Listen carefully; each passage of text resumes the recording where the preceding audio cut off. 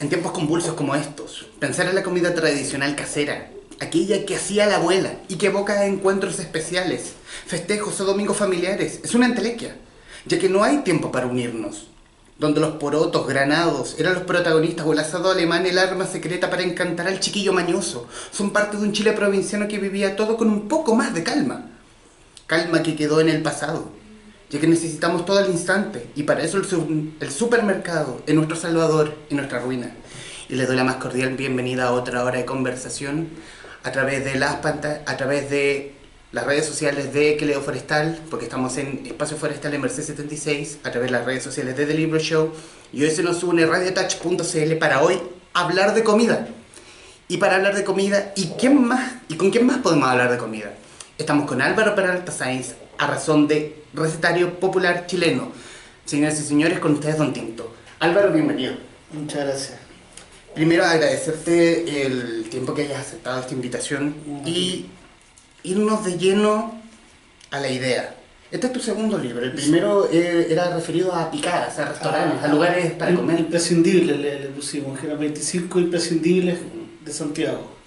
Hoy nos vamos al recetario, a esculcar el recetario de la abuela, de la mía por lo menos, para tener este producto que tenemos acá, que es tu segundo libro.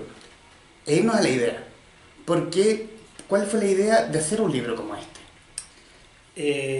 Como te decía recién, el primer libro fue ir a recorrer la ciudad. Después quedamos conformes, digamos, con esto de hacer libro, y queríamos hacer uno más. Y la verdad es que fue una idea que fue cuajando con la editorial. Queríamos hacer algo, y ahí en el intercambio de ideas había por parte de la editorial había también los recetarios, a pesar de los tutoriales de YouTube, de todo lo que hay en internet. Los recetarios en papel siguen funcionando, me da la impresión. Entonces había interés en hacer algún tipo de recetario, y yo traté de darle un poco la vuelta, digamos, hacerlo también con un aporte mío, y por eso quise hacer un recetario más yo lo defino como un recetario para el día a día, más que un recetario para hacer platos preciosos para el día domingo con invitados. Este es como un manual para tenerlo ahí para la batalla del Congo. Hablan también en parte del libro, por lo menos en las palabras que tú escribes antes de comenzar, hablas de el ejercicio de adaptar ciertas recetas a los tiempos de hoy, no sé, reemplazar la grasa por el aceite de oliva. ¿Cómo fue ese ejercicio como para poder decir que resultaba mejor o quizás igual al plato de antaño? Ese fue un proceso bien largo, y que afortunadamente yo lo venía por una inquietud personal, porque yo también cocino también. Digamos que tenía un poco de pega adelantada con eso, con ir sacando la grasa animal, que es algo que en los recetarios más antiguos la manteca está presente en los sofritos, en la color de los porotos, qué sé yo, en las papas con mote. E incluso los más antiguos te decían, si no lo haces con manteca no cuaja esto. Yo ya había hecho algunas pruebas y fui haciendo más. Esa fue el alivianar los platos. Pasó por ahí, pasó por reducir las porciones, pensar en porciones más acotadas. Y yo creo que el gran tema fue, y ahí hubo que hacer varias pruebas con la receta, fue acotar los tiempos. Y incluso hubo recetas que me habría gustado tener, y que después me di cuenta que era imposible acotarlas aquí. Las recetas más largas deben andar en 50 minutos, una cosa así, pensando en que en el día a día, uno en la noche cuando llega a la casa tendrá con suerte una horita como para cocinar. Entonces una cosa y por eso hay un montón de platos que se usa yo presión para lograr acotar los tiempos, si no es imposible. En el índice contenido en el libro, bueno, fuera de las palabras de Leo Caprile, Sí. del ilustre Leo Caprile y palabras tuyas, están divididos en la entrada, fondos, básicos, caldos, salsas, anexos ensaladas, anexos tragos, además de combinados. ¿Por qué incluir también el alcohol? Eso fue un poco una licencia, digamos, porque los recetarios de hecho suelen ser bien los recetarios antiguos, que es como tenemos un poco la inspiración, los recetarios antiguos eran bien centrados en la alimentación, eran bien correctos. Entonces, de hecho hay un recetario que se llama Recetario Popular Chileno, un recetario de los años 60, de Mariana Bravo Walker, un gran libro, y ella era una señora asistente social que trabajaba en la Católica, y todo lo que es el alcohol y esas cosas está como súper así tratado con pinzas, porque el alcoholismo, que las cantinas, qué sé yo, es bien alimenticio, por decirlo así. Entonces nos pareció choro poner un poco, hacer este anexo de tragos, y también con unos tragos, la mayoría bien conocidos, como por darle seriedad. O sea, sonaste la piscola, que en realidad quién no se hace una piscola, pero nos parecía, que uno claro, una piscola. nos parecía bonito dejarlo como testimonio ahí por escrito.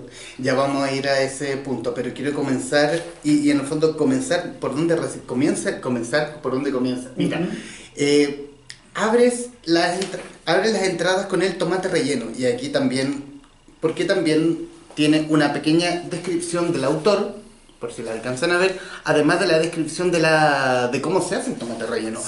¿Por qué hacer una pequeña descripción antes de cada receta? Esa era parte de la vuelta que le busqué dar al recetario, de que no fuera un recetario que tuviera un sello personal.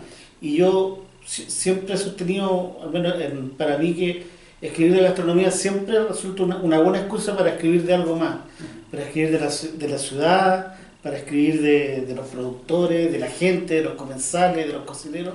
Entonces, la gran mayoría de las recetas que salen en el libro tiene una historia, a veces una historia que tiene que ver con dónde se conseguía, dónde se consigue, cómo evolucionó, etcétera, etcétera. Me parece que a mí me interesa, como yo me dedico al periodismo gastronómico, y muchas veces uno tiene que analizar un plato como una cosa, solo el plato, como aislada, como que estuviera en un pabellón de operación, y a mí eso me resulta un poco aburrido. A mí me gusta, si me presentan un plato, y si me presentan un plato X que está muy rico, pero también me gusta saber quiénes más lo piden, en qué época del año le gusta más a la gente, no sé. O sea, que me dice, este plato es muy de médico, como que me da curiosidad por qué a los médicos les gusta ese plato, no sé. Me gustan esas historias que hay detrás. Una vez reporteando me dieron el dato de una cafetería que era como un lugar de encuentro de visitadores médicos. ¿Ya? Y era súper raro, y fui, y efectivamente, como los visitadores médicos ahora usan un carrito, no esos maletines grandes, sino que andan con un carrito, y tú llegabas al café y afuera habían 15 carritos, digamos, porque, no sé, esas cosas a mí siempre me han interesado. Entonces me interesaba ponerle algo más cuando se podía a cada receta. Respecto también de los tomates rellenos, y en una mención, y también algo que recordé, creo que de la entrevista del dueño del Boragó, de que no debiéramos comer tomates solo en épocas donde se da el tomate. Sí. Y sin embargo, comemos tomate todo el año, y ese invento larga vida que no tiene la enjundia que tiene el tomate de verano. Tiene solo forma. Tiene solo forma. ¿Sostienes mucho o defiendes mucho que debiéramos comer los productos de temporada en su temporada? Sí. Nos han estado metiendo inventos medio raros como esto. ¿Debiéramos seguir así? ¿O debiéramos comer lo que...? Lo que pasa es que ya no nos llama la atención que la fruta y verdura del supermercado, incluso de la feria, sea más o menos la misma todo el año. Entonces uno ya no... Incluso si a un joven o a un niño no le dijera ¿cuál es la época del tomate? Dudaría, porque ya, salvo la sandía, como la fruta muy de verano, el resto es como ya parejo. Entonces, mira, yo no soy muy purista en el sentido tal vez debería, pero no soy muy purista en el sentido de las huellas de carbón, esas cosas. Pero a mí me moviliza en esto el sabor, digamos. Y en el caso del tomate, por ejemplo, el mejor tomate evidentemente está de diciembre a abril, digamos, en la temporada del tomate desde siempre. No ese tomate que está en el supermercado todo el año, que se trae del norte y que es rojo y redondo y no tiene más que eso. Y es todo eso.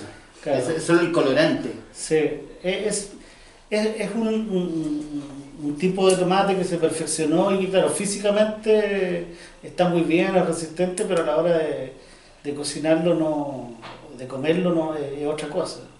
Quiero ir también a otro extracto, a otra parte de la receta, que es los piures con salsa verde. Y aquí me pareció una frase que me mereció dudas. El extranjero es lo último a lo que viene Chile, es lo último que quiere probar. ¿Por qué?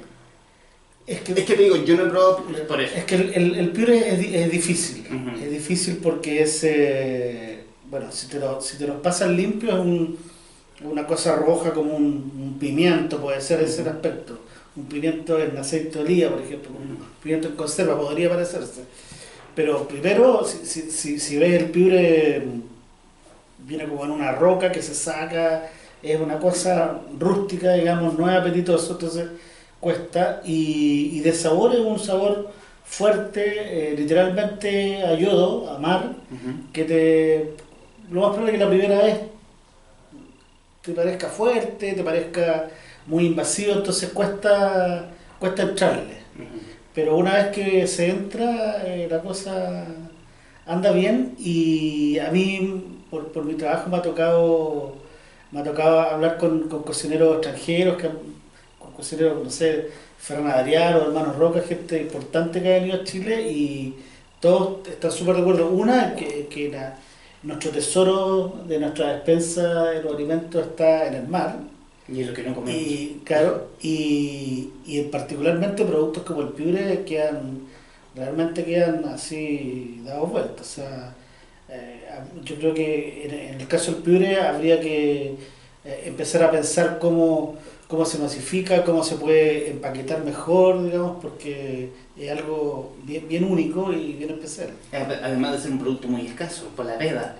¿Cómo se El, podría...? el piure no, tengo entendido que de momento no tiene vedas, digamos, Ujú. pero tiene el problema de la extracción y del consumo. Yo creo que el piure todavía está súper así en pañales. Ujú. Bueno, eh, aprovechando el mar, no somos buenos para comer mar, No, de alguna tenemos- forma. Somos buenos para la carne. Sí, tenemos ahí un problema gordo porque como multifactorial, porque culturalmente, salvo la gente que se estableció a la orilla del mar, Ujú. la zona central chilena, digamos, nos establecimos a pesar de lo angosto que es Chile, nos establecimos en el valle interior Ujú. y concebimos siempre el mar como una cosa de paseo, de vacaciones, no del día a día. Entonces yo creo que tenemos, salvo obviamente los pueblos originarios costeros y las ciudades, los asentamientos de la costa, el gran Chile de la zona central estuvo culturalmente siempre un poco de espalda al mar y a la hora de cocinar también. Entonces ese es el primer punto. Y con los años ha habido problemas mayores, bien sabidos, de sobreexplotación, las vedas que hablábamos recién, el precio, es caro comer productos del mar, por lo general. Como hay poca demanda, no es que estemos llenos de pescadería por todos lados, entonces logísticamente no es que ahora terminamos aquí y queremos cocinar algo de pescado, no llegar a ir a comprar. Entonces hay un problema con nuestros productos del mar más o menos complicado por hartos factores. ¿Poco accesible?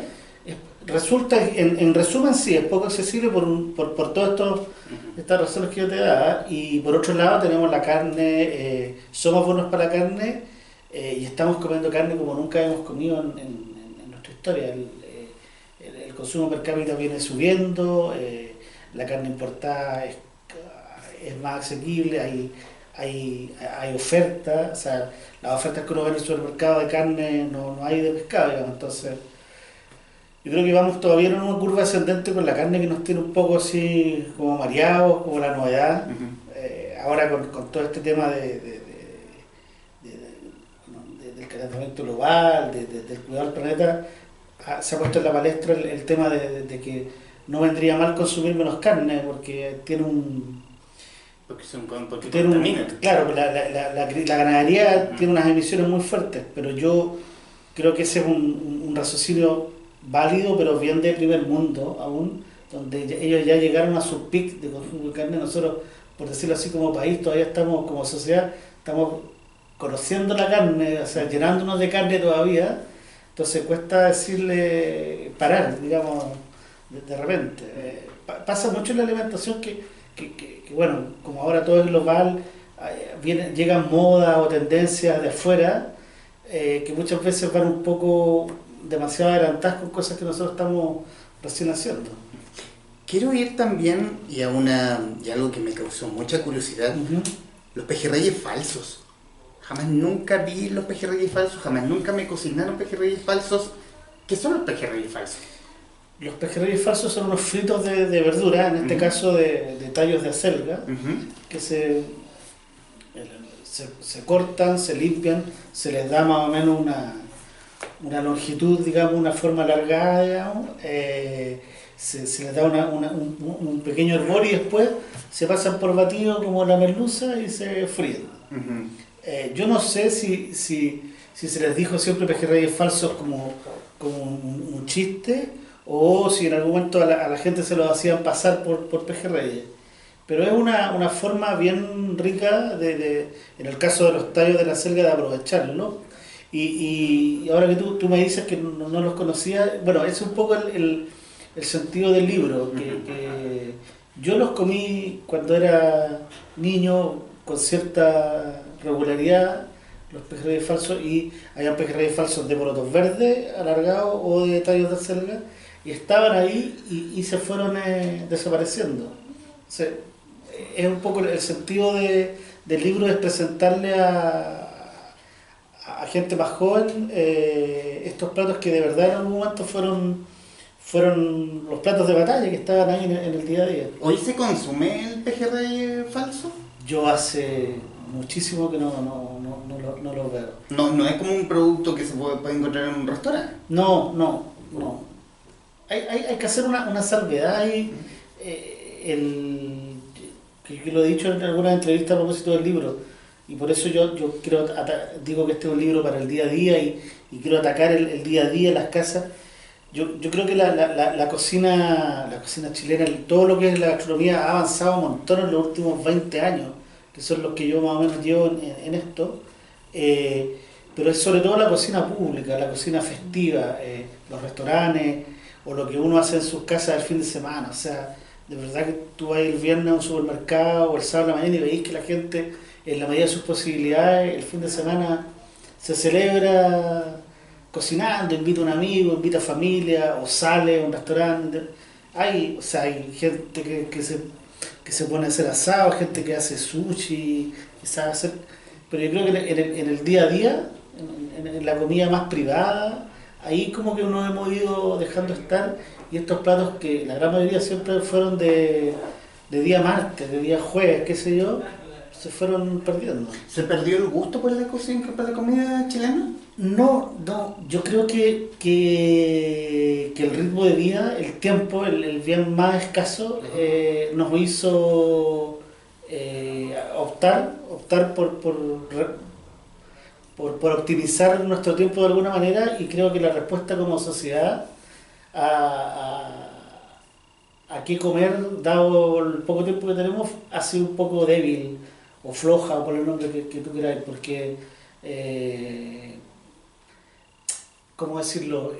Ritmo así vertiginoso lo tienen ciudades en todo el mundo, y en otras ciudades yo veo una respuesta gastronómica un poco más casera, más elaborada. Yo creo que aquí el lado fácil, nos fuimos al pan, al sándwich, salir un poco de eso bien fuerte. ¿Fue el nicho que encontraron las app de delivery? ¿Aprovechar ese impulso de lo rápido? Claramente, si bien es una actividad global, las aplicaciones de comida están en todo Occidente, al menos hasta donde yo sé. Claramente aquí cayeron parados porque entran muy bien, hay una necesidad en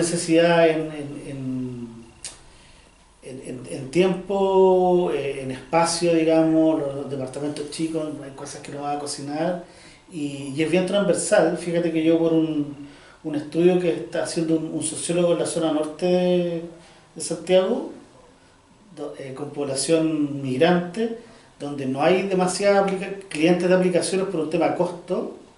Hay delivery zonales, digamos, en comunas como Independencia, Recoleta, con bicicletas y un sistema por WhatsApp.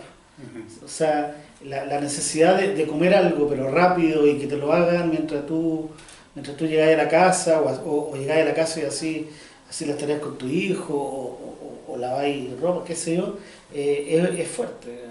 En el fondo, restaurantes a puerta cerrada, exclusivo para un cliente virtual del momento. Bueno, eso se llama las cocinas oscuras, entiendo que ya se está dando bien fuerte, y nada, pues, cuando la gente no tiene el tiempo no hay mucho más que hacer. Por eso yo a esta altura de la vida no me siento en la autoridad para mandar a cocinar ni a comer a nadie, nada específico, sino que esto es una invitación Pruebe.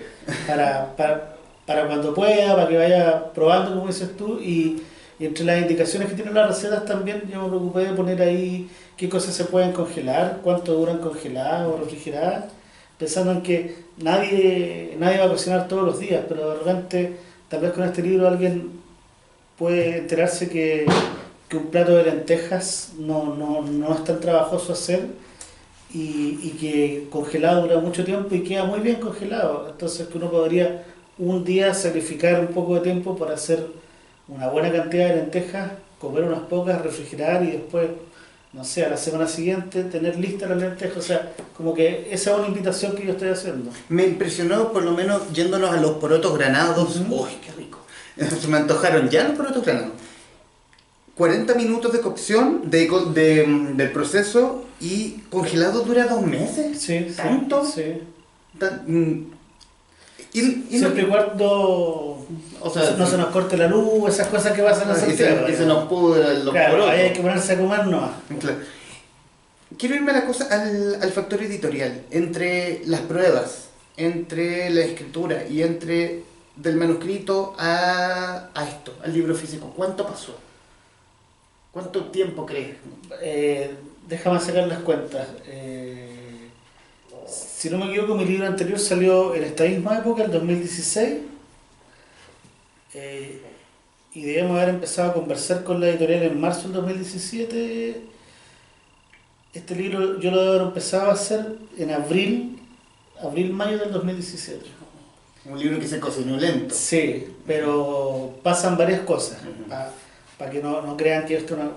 Pasa que primero uno, como en mi caso como periodista, este libro yo lo voy haciendo en mi, entre comillas, tiempos libres. Entonces, de repente hay más tiempo y una semana le puedo dar como caja el libro, otra semana no, y así. Tuvo 3 grandes etapas, por decirlo así, más o menos. La primera fue de un trabajo de escritorio, de seleccionar, yo tengo un sistema de fichas en el computador y tenía harta. Yo en el diario Hoy por Hoy vengo haciendo hace como 5 años recetas también, de todo tipo. Entonces fue armar como un esqueleto, un Excel de cuántas recetas más o menos íbamos a tener. Eso fue rápido.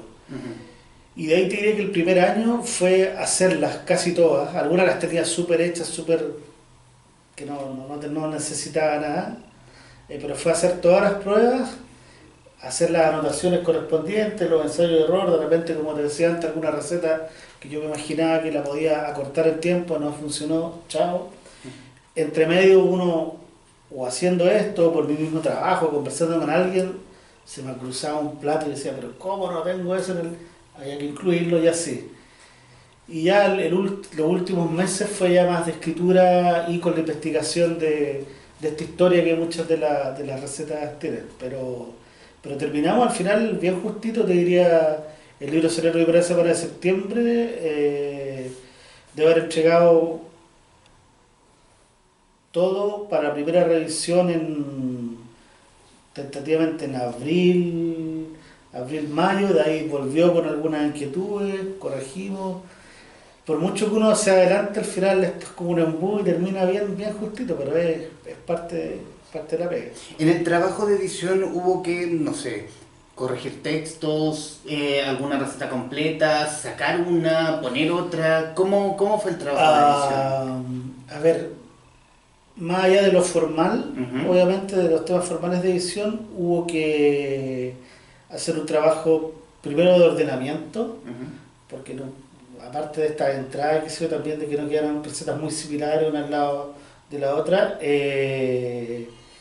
y algunas, como yo cocino, yo estoy metido en eso, más que eso, algunas recetas necesitaban con el ojo externo del editor y después una corrección externa que se le hace también, de repente faltaba como acotar un paso, no se le puede pasar, no sacamos nada, sí a veces había que, no sé, pues me decían, yo entiendo que aquí esto es un hervor, pero no está claro, hay que hacerlo más vehemente, qué sé yo, pero fueron cosas así. Eh, sí, eso es, pero no, yo creo que anduvimos bien y lo que más se hizo fue rechequear al último, no me acuerdo en este momento cuál, pero yo hubo ahí revisando realmente una receta que me quedó una duda, era una receta simple que igual la probé, ¿cachai? No, está bien ya, pero fueron como, te diría que hartas cositas, pero apretaditas de tuerca nomás, no hubo un gran, nos demoramos, fuimos lentos, entonces fuimos bien, no tuvimos grandes cambios en el momento de la edición. Tomando también el ejemplo de los pejerreyes falsos, eh, hablas también de aprovechar ciertos tallos, los mismos caldos, el caldo de cierta receta lo puedes ocupar también en otra Claro, receta. Mi pregunta, ¿somos eficientes en cocinar? O sea, ¿no aprovechamos el caldo que podía el, servirnos el, perfectamente en otra receta? yo creo que en la medida que uno va aprendiendo a cocinar Ujú. bien y va teniendo el hábito de cocinar, porque si uno cocina el sábado para celebrar tu cumpleaños y claro, y ahí uno se produce y saca la cresta trabajando, esa es una habilidad, es como el gallo, yo no tengo nada contra la gente que hace asado, yo también hago asado, pero una cosa es parrillar el domingo y que te puede quedar estupendo, y otra cosa es cocinar con mayor frecuencia y cocinar de repente con lo poco que te va quedando en el refrigerador o con algo que se te va a echar a perder, o este caldo donde cocí las verduras, guardarlo para después. Ese, esa, ese sistema, digamos, esa sistematización de la cocina se va dando con el entrenamiento, no se da solo. Y a propósito para ejemplificar eso, digamos, y yendo a tu pregunta anterior, una parte de la edición final del libro fue que para que la gente con este libro pueda dice, aprovechar el caldo con esto o acompañar tal cosa con un arroz. Hay muchas cosas, muchos saltos de páginas que dicen vaya página no sé cuánto. Entonces, eso fue un trabajo final de era que una vez que el libro estaba diseñado y teníamos la numeración de todas las páginas, había que rellenar todo eso, ver página tanto, porque si tú te fijas, el libro te manda a dialogar con otras recetas, que es un poco lo que uno hace en la casa. Y harto a pie de página.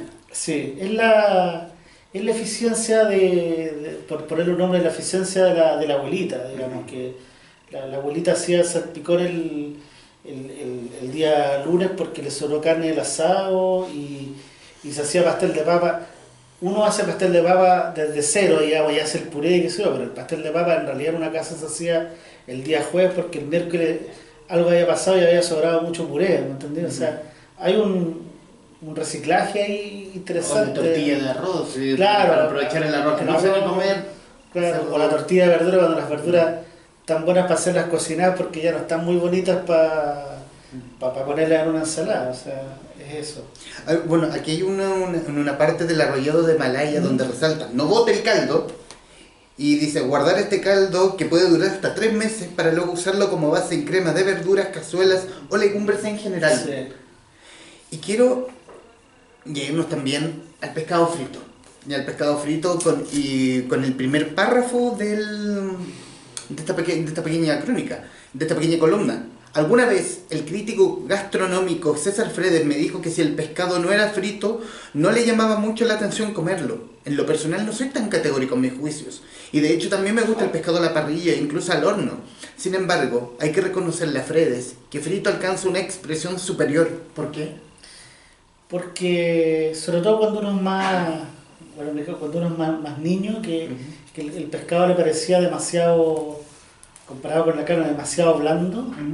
El pescado, no sé, el congrio, la merluza, con el batido crocante como que te lo transforma más atractivo. De hecho, la fritura, volvemos a los pejerreyes falsos, o sea, la fritura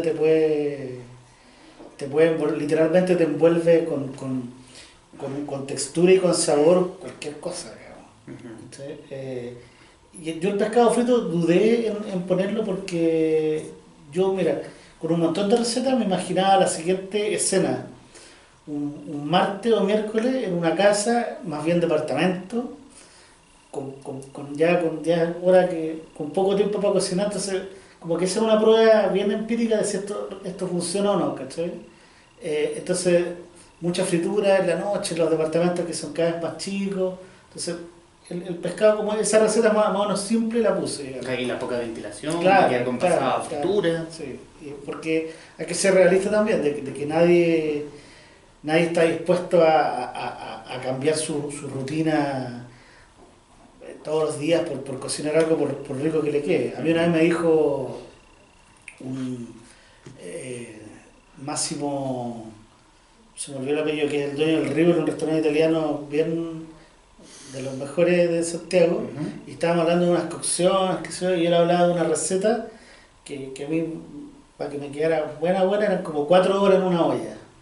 Y me dice él, así siendo cocinero, y me dice, sí, pero a esta altura de la vida no hay nadie en una casa, no hay nadie dispuesto a cocinar algo 4 horas, ¿cachai? O sea, el tiempo es demasiado valioso como para estar metido en un asunto tanto tiempo. ¿Cachai? Entonces, ese es algo que yo tuve bien en cuenta durante todo el proceso de la elección y de la ejecución de las recetas, de que comamos rico, variado, las recetas de toda la vida, pero en este contexto que nos apremia, porque no... O sea, todos nosotros desde que llegamos la tarde a la casa hasta que nos acostamos, es un tiempo agotado el que tenemos. Quiero también irnos al asado alemán, que yo creo que es el comodín palmañoso. El comodín palmañoso. Y aquí, leer un extracto. Este plato es un buen sacador de apuros para que los más pequeños de la casa no coman esas hamburguesas congeladas que se tiran a la plancha y en pocos minutos están listas. Por cierto, dentro de un pan o acompañados de arroz o puré. Esas hamburguesas suelen ser sinónimo de disfrute para los niños. Lo malo es que en realidad traen poca carne y un sinfín de cosas raras. Es cosa de leer su etiqueta de ingredientes para darnos cuenta de que tienen mucho sodio, conservantes varios y en algunos casos soya. También el sacarnos del apuro, es como darle una hamburguesa, una vienesa así, salteado y listo, que coma. De hecho, incluso podríamos decir esa frase, para ejemplificarlo, yo digo los niños, pero puede ser los niños, el mañoso, los grandes, y todos sus días de apuro. El mañoso no tiene edad, en el fondo. El mañoso no tiene edad. Yo pensando también, un plato de cocción que puede demorar igual una buena cantidad de tiempo, según la receta, solo demora 40 minutos. Sí. En 40 minutos queda listo, perfecto. Sí. ¿Y dónde se hace aquí en restaurantes buen asado alemán? ¿O se hace asado alemán o en más menú de casino institucional? Sí, todavía como en los casinos, en los lugares donde se hacen colaciones, todavía está presente, pero te diría que de las cocinas públicas, como se dice, de restaurantes, ha ido desapareciendo. Justamente yo creo que por el tema de la hamburguesa, o sea, tú vas a cualquier supermercado, minimarket y el refrigerador el otro día los refrigeradores de hamburguesa, o sea, la cantidad de modelos y marcas de hamburguesas congeladas que hay, porque hay de distinto gramaje, de distinto materia, de distinto porcentaje de grasa, y hay de vacuno, de chancho, o sea, llegaron para quedarse. Quiero también pasar a la carne mechada. a la carne mechada que hoy ya está, que de alguna forma volvió también y se está metiendo en los sándwiches. Sí, Y también lo nombras, nuestro mejor plato italiano, ¿por qué? claro. Porque en Italia no hay nada como la carne mechada, digamos, pero sí la carne mechada se instaló súper bien en Chile, en los restaurantes de inmigrantes italianos, mezclado con salsa de tomate, se le puso a los tallarines, entonces como es un poco el ragú que viene a ser la boloñesa original, que es el ragú a la boloñesa, lo más cercano que tenemos es la carne mechada. Y sucede con la carne mechada algo distinto a varias recetas que hemos ido hablando en este rato, es que la carne mechada sí en esta revalorización que ha tenido la cocina chilena en los últimos 15 20 años, la carne mechada sí ha salido de las casas, y yo te diría que en las casas no se cocina tanto, pero la carne mechada está, como dices tú, en todas las sangucherías, o sea, la carne mechada está muy presente. Una cadena de restaurantes. Sí, también. Yo he visto sándwiches de carne mechada en las bombas de servicio, digamos, en los mini markets de las bencineras. O sea, de verdad que es algo bien extendido. La mechada es exclusivamente vacuno, porque el resto no es carne desmechada nomás. Claro, yo creo que a raíz de tanta carne mechada que tenemos de esta oferta, hemos entrado en una confusión de una cosa es la carne mechada, que mechar es introducir verdura, materia grasa, una carne más o menos magra para que se cocine con mejor sabor, y desmechar la carne, que es deshilar la carne, son cosas distintas. Creo que ahí el desmechar con mechar hubo una confusión, y además que ahora, estos últimos años, con la llegada de inmigrantes también ha habido confusión, porque al menos en Venezuela y creo que también en Colombia, la carne mechada se entiende como esta carne deshilachada, pero son distintas. La carne mechada también es el mejor chascarro de teleseries de la vida. Ese de... El chef está en huelga. Sí. Quiero pasar también, y yo creo que un plato que no me lo imaginaba que se pudiera hacer tan rápido, que es la lengua. La lengua en una hora, según la receta, en 1 hora y media se puede el proceso. Es que olla a presión. Todo esto En olla a está presión. en olla a presión. En olla a presión. El caldo puede durar congelado 2 meses y dura en el refrigerador 3 o 4 días. Sí. ¿Cómo se comía antes mucha lengua? ¿En la casa? Se comía lengua, no te diría que fuera una cosa que estuviera en todas las casas, pero sí te diría que era un plato más público, más de restaurantes, porque también había más abundancia, porque tienes que pensar que hasta los años 80, te diría, la carne que se comía en Chile era por lo general nacional. Entonces teníamos sin ser pujante, teníamos una industria ganadera, que las lenguas son de los vacunos, mayor que la que tenemos ahora. Porque el grueso de la carne de vacuno que comemos nosotros es importada. Entonces la carne llega al vacío y llegan solamente los cortes, digamos. Entonces, si ya la lengua era un bien escaso porque es un producto, una lengua por vacuno, ahora no necesariamente llegan esas lenguas. Entonces, tienes esa escasez de lengua ahora, más la demanda que entiendo que ha subido un poco, hace que sea un producto difícil de encontrar. ¿Y en textura es de fácil cocción, tomando en cuenta o no la olla a presión misma? No, la lengua requiere una cocción más o menos larga, en olla a presión se corta obviamente porque es dura. La lengua es dura y además tiene una especie de, como una pielcita blanca que se saca ya al final, digamos, que es áspera. Y en temas de restaurantes, obviamente el insigne, el que se me viene a la cabeza, el hoyo, que es su especialidad en la lengua. Sí. Te diría que la lengua en esos restaurantes que se llamaban antes de chichi chancho, como el hoyo, siempre estuvo, como en plato y en sándwich, y de ahí ha ido ganando, no al nivel de la mechada, pero diría que lengua uno encuentra bastante más que las sangucherías, incluso sangucherías así medias moderna, hipster, con el nombre que quieras, también la han incluido. ¿Hubieron platos de la receta de la abuela que hayan mutado a ser como plato gourmet? En algún momento Tomás Olivera, siendo chef jefe de no me acuerdo de qué restaurante, metió mucho cocina chilena casera. Sí, el caso del Tomás Olivera, también Guillermo Rodríguez, que fue el chef del Hotel Plaza San Francisco muchos años, son gente que tomó platos, por así decirlo, tradicionales, del recetario de la abuela, y los puso con ciertos ajustes, con otra presentación, los puso en mesas de mantel largo y funcionó muy bien. Yo lamento que eso no se haya seguido haciendo. Yo creo que ahí hay una oportunidad para la cocina tradicional y para los cocineros de presentar esos platos de siempre en escenarios nuevos.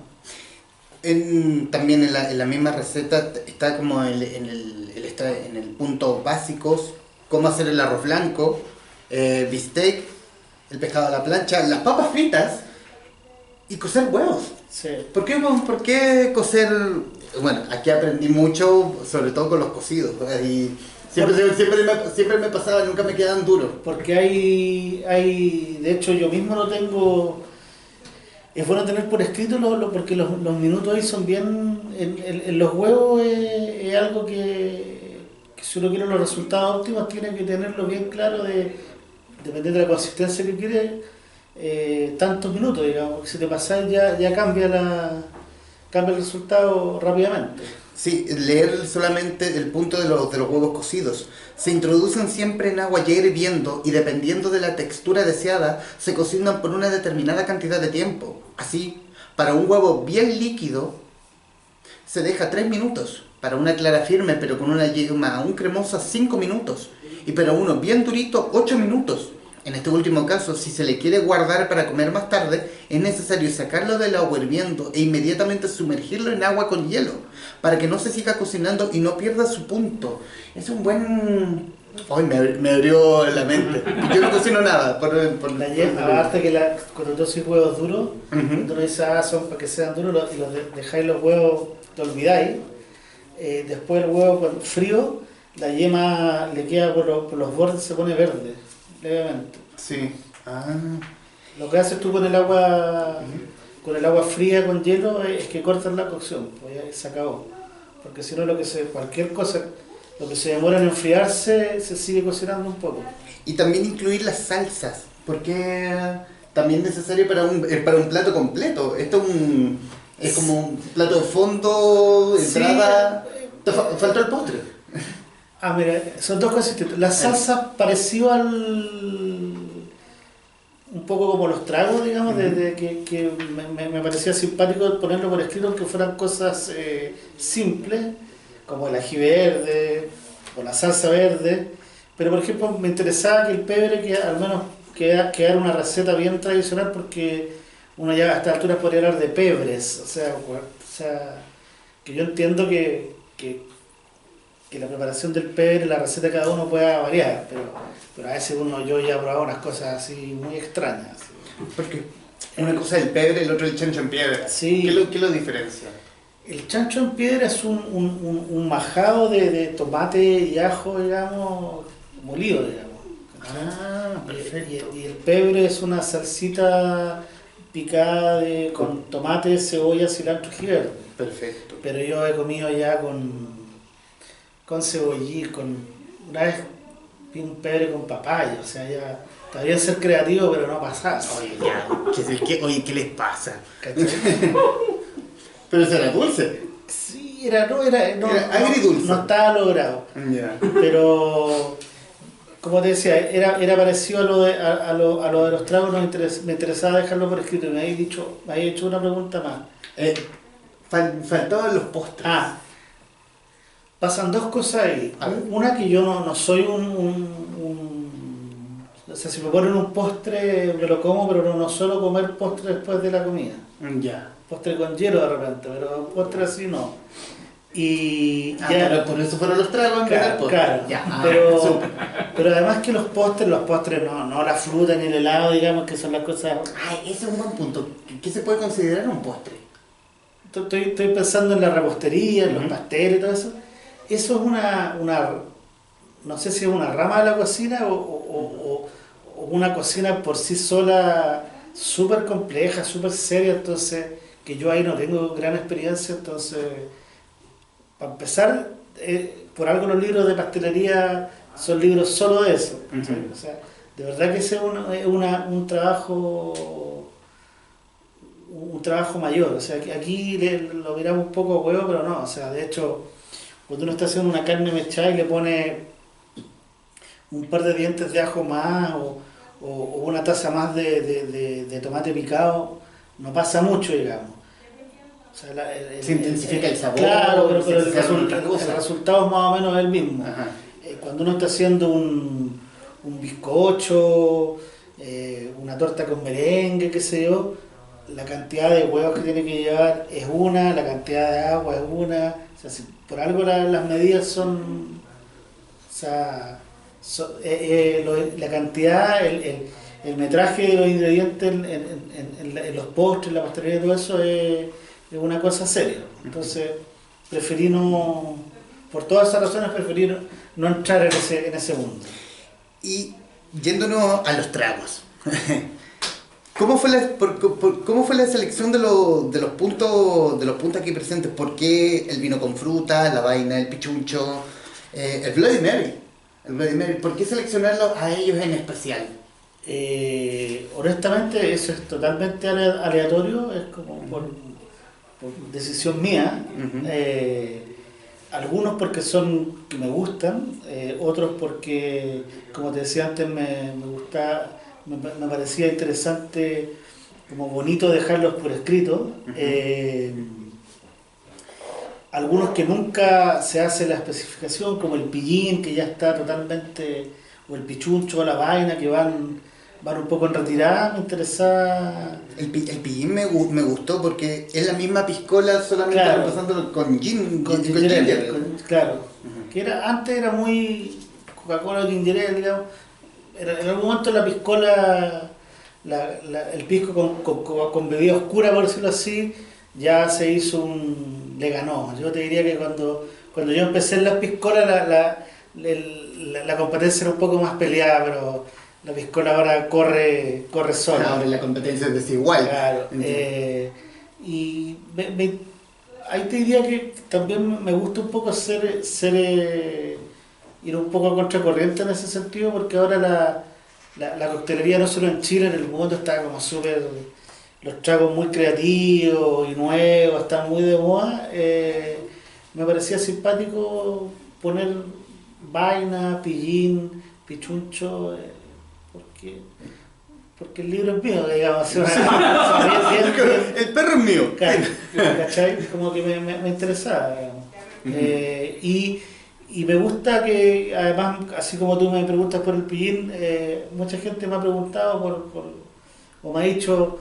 el pichuncho nunca lo he probado, pero me acuerdo que mi papá terminaba el almuerzo el domingo siempre con un pichuncho. Bueno, ahí está la receta y lo puede hacer. Aquí, el pichuncho. Podríamos decir que es el dry martini chileno, tanto por estética como por sabor. Por esta razón, sería bueno que los ahora llamados bartenders nacionales lo pusieran en el sitial que se merece. Y claro, que lo preparen bien. Es lo mismo que se les puede pedir: ingredientes, 2 partes de pisco y 1 parte de vermú. Sí. Vermú, del que prefiera. Sabes que hay algo con los tragos, pero con todos o casi todos no un arroz blanco ni un bistec, pero de verdad creo que la cocina tradicional bien preparada, bien puesta, bien servida, en muchos casos la cocina tradicional china yo la encuentro finísima. O sea, a mí los porotos granados me parecen, además de rico, elegantísimos. Entonces, si bien este libro es, como te decía antes, un libro puerta adentro para el día a día, yo creo que de verdad, si estos platos se hacen de la manera correcta y se ponen de la manera correcta, podría ser un éxito en cualquier parte. Lo que ha hecho la comida peruana en Chile, todo mi respeto, pero de verdad nosotros los chilenos no hemos tenido ningún problema en ir a restaurantes a comer cocina súper tradicional peruana, como las causas, como el ají de gallina, y lo comemos con gusto y están riquísimos. Podríamos tal vez nosotros darnos la oportunidad o ver cómo salimos también a comer nuestro tomaticán, nuestros pejerreyes falsos, o pedir un pichuncho súper estiloso antes de comer. ¿Por qué no, digamos? Yo creo que ahí falta un diálogo y además creo que como te decía, nuestra cocina pública, nuestros restaurantes, nuestros cocineros, gente joven y no tan joven que está cocinando lo ha hecho muy bien. Sería ciego, digamos, te estaría mintiendo decirte, no, la gastronomía chilena no ha pasado nada, todo el año ha pasado lo que no había pasado nunca. Hay un desarrollo gigantesco. Pero creo que la cocina chilena pública necesita de una base de lo que están cocinando los chilenos y chilenas en sus casas, digamos. O sea, uno no puede hacer cocina de autor o cocina pública solo desde la creatividad propia, sino que hay que ir a la gente y al territorio. Entonces, este talón de Aquiles que creo yo que estamos teniendo, que es nuestra cocina del día a día, con este tipo de recetas, con estas invitaciones, me parece que son puros beneficios, o sea, son beneficios económicos, porque siempre va a ser más barato comer en casa, de salud, y también para el desarrollo de las cocinas en general. En la cocina, ¿con qué plato se usa Don Tinto? Es como decir, este plato me queda pulento, súper. Me quedan varios buenos, modestia aparte, pero me gustan las carnes a la cacerola, digamos, sobre todo una carne, o las plateadas, o en general carnes así bien duras, bien grasosas, que con larga cocción... Así, en el aceite de oliva, ponle toda la grasa que quieras. Me gusta las carnes de larga cocción, el tomaticán, un plato que yo le tengo mucho, o sea, me gusta mucho y que creo que podría, en el libro digo, nuestro lomo saltado, o sea, que podríamos salir con ese plato a presentarlo a todos lados. Por ahí va la cosa, el pastel de papas me queda bien. Me gusta mucho, es rico cuando, como me ha tocado últimamente amigos que viven fuera de Chile, cuando vienen a Chile los invito a comer a la casa, que ahí uno, ¿qué le va a hacer? Pues no le va a hacer pasta al amigo que vive en Italia, ni curry al que vive en Londres, entonces ahí como que, y te lo agradecen tanto que ahí uno se pone más tradicional que nunca, entonces de entrada piures, ¿cachai? Y después de segundo, lengua con salsa verde, no sé, una ensalada con mote, o sea, como bien así, bien al chancho en lo tradicional. Bueno, casi ya cerrando la hora, primero Álvaro, agradecerte estos minutos, disfruté a rabiar, bueno. Y sobre todo, y un mensaje de mi madre que también disfrutó rabiar el libro, porque son recetas que se leen muy fáciles, y que yo por lo menos voy a entrar a picar en alguna de ellas. Y también un homenaje a la sobremesa. Me gusta el de la sobremesa larga, conversada, hablando de comida, disfrutando de comida. Porque esta ha sido una hora más bien hablando en un homenaje a la comida. Y por lo mismo, Álvaro, agradecerte como lo agradecemos en toda sesión en vivo desde el Libro Show, que es con regalos. ¿Ya?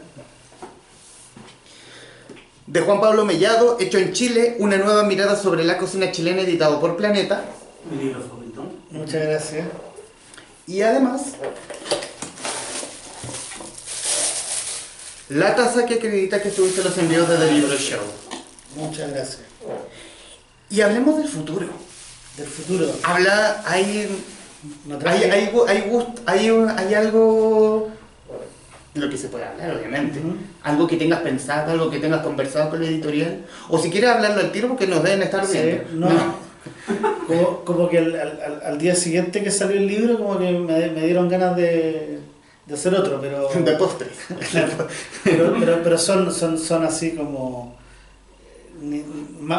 voy en la etapa de pensamiento más que ideas Ni todavía. siquiera preproducción. No, me gustaría hacer algo y aparte que no tengo tiempo ahora ni para meterle cabeza ni en lo que queda yo creo que a la vuelta de las vacaciones, Ujú. de las vacaciones de verano, que faltan, ahí voy a empezar a pensar, pero sí me gustaría hacer algo más, pero estoy pensando también en los nuevos formatos, no sé, está todo, el periodismo está muy líquido, como dicen ahora, Ujú. entonces como que me interesa también ver, así como estás tú con todas estas cosas aquí, explorar otro formato o tratar de cachar un poco para dónde va la micro, porque como que en el periodismo al menos uno tiene claro lo que no está funcionando, pero no tiene muy claro qué es lo que va a funcionar. Entonces estoy como en ese proceso,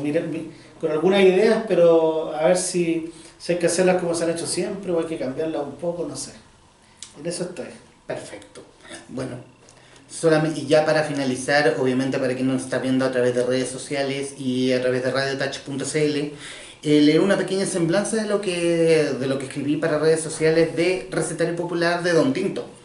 Don Tinto reivindica aquellos platos de siempre que quizás salieron del hogar, pero que algunos locales han rescatado con mucho éxito. Defiende la cocina de calidad y de mantel largo, donde el tomate maduro está perfecto en época veraniega y no aquel invento sin enjundia que se vende durante el año. Este recetario despierta el paladar y las ganas de abrir la casa para darle la bienvenida a la sobremesa de primavera.